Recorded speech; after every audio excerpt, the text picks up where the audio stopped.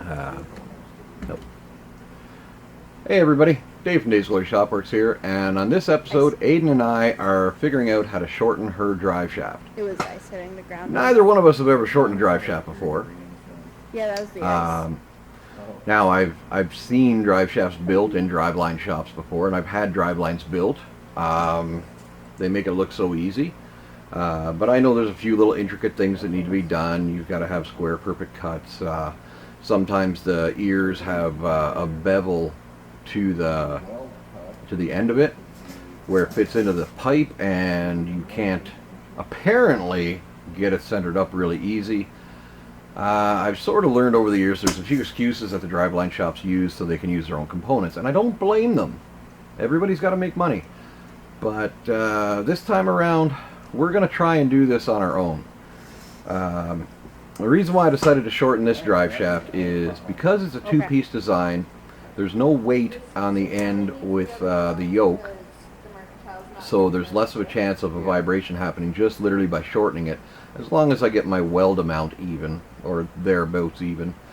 The vibrations don't normally happen, we'll say, at the ends. They cause a harmonic through the middle, and you start feeling a hum or a shake through that. But I don't quote me on that now, because I've only watched drive shaft balancing. I've never done drive shaft balancing.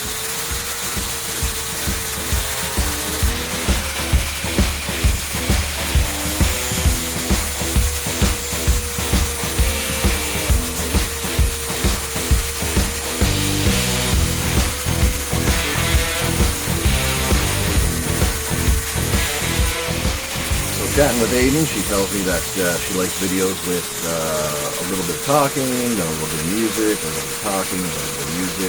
Yeah, I'm not so sure. I have no idea. So we're going to do this one with a little bit of talking, a little bit of music, and hopefully you guys as well like it. This process, it was kind of fun. I got to have Aiden hang out with me. We worked through the math problems together on how far to shorten, where to line up the ears for the U-joints to line up and get everything done.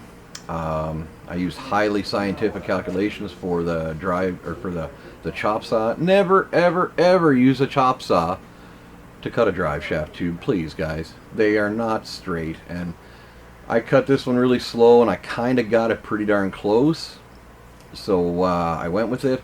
But you need a bandsaw. You need a good, solid bandsaw. You can jig up your drive shaft level and square and true. And then just do it with the proper equipment. Don't do it this way, please.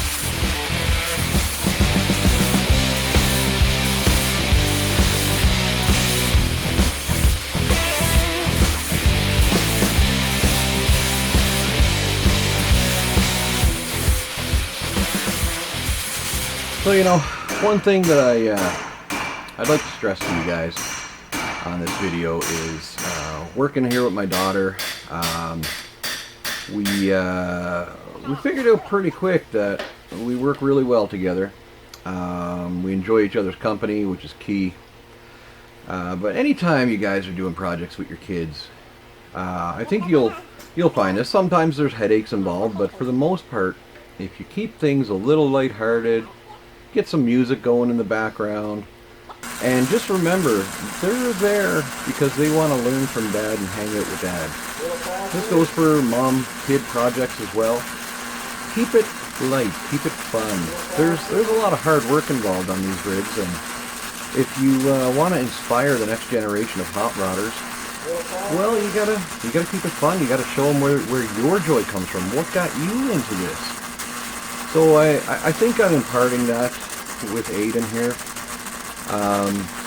and I really appreciate getting to work on this with her. It's as much fun for me as it is for her. Probably more fun for me because technically I more so know what I'm doing, but she's learning, and it gives me no end to the joy of watching my kid broaden her skill set, I guess you could say.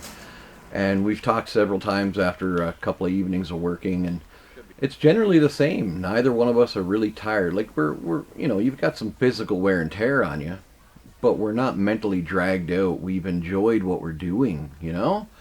And I guess that's the message I want to send is it doesn't matter what you're working on. It could be something big, something small. It could be a 5-minute project. It could just be the matter of taking the time to explain where you're going with this. And that means the world, I think. Same thing with Brooke, my stepdaughter. Working on her truck with her. I had a great time. I mean, we were 4 o'clock in the morning one morning by the time we got home. And neither one of us, you couldn't, we were so tired. You could see it in our faces, but you couldn't wipe the smiles off our faces. And boy, I wouldn't change that. I had to go to work I had an hour drive to go to work the next morning. I got up and went to work, and I was happy that we spent that time. So it's all in how you present it.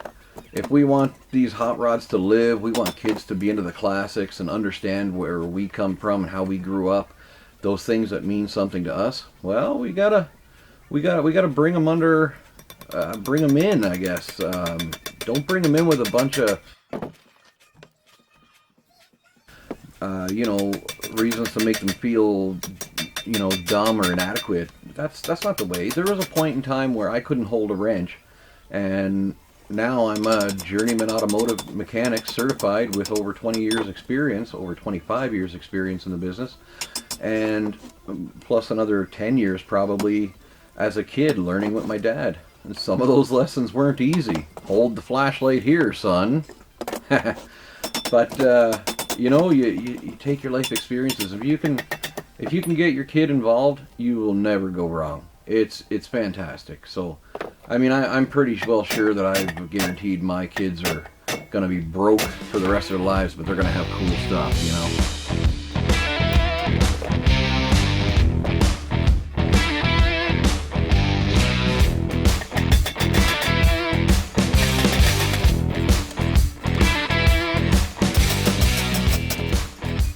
Anyway, back to this drive shaft here. I mean, I think we did everything right. We cut it. We measured twice, cut once, got the cut right, got the ears on square, welded everything up nice and steady. Good heat, good penetration, and it's only on the short shaft of the 2-piece drive shaft, so I'm really not worried about vibration. It's right at the end where the transmission tail shaft bushing is and everything. New U-joint in the front, new U-joint at the rear. The U-joint in the middle was perfectly fine, serviceable. Same thing, the steady bearing was whisper quiet and smooth. So I did have to fight with the ears, you'll see here. The one ear had been smacked by something, or the drive shaft had been dropped at some point in its life. Whatever happened, it folded some of the ear over, so I had to grind away some of that so I didn't actually crack off the little groove that the snap ring sits in. And it doesn't really weaken anything. We're talking, I might have had to grind away a 1/16th, not even a 1/16th of an inch actually. It was just touch it up enough to uncover the whole U-joint and be able to press the U-joint out, I guess. And also, I mean, there's many ways to press out a U-joint. You can actually use a shop press. You can use U-joint presses. They're made for it. Big C-clamps. I've just, through the industry, I found I can get them done quicker with a hammer and just go to town on it. Make sure I don't miss and get her done. So that's my preference. I'm sure all of you have your own preferences. But we got this drive shaft in, it's done, it's one last thing, So we're down to literally, I got to clean up some of the wiring and remove the speed sensor and the speedometer cable. We're no longer using that.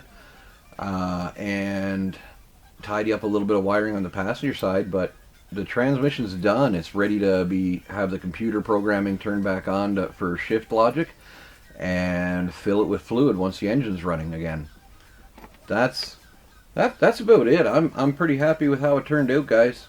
I must say, for our first one, and it literally cost us about 20 bucks in gas and 2 U-joints, probably less than $100, we got a complete driveline back in the truck, and I know Aiden is quite happy about that. Now, rest assured, if there is an issue, if it vibrates badly or something happens, we will take it out and send it to a driveline shop and get it fixed up.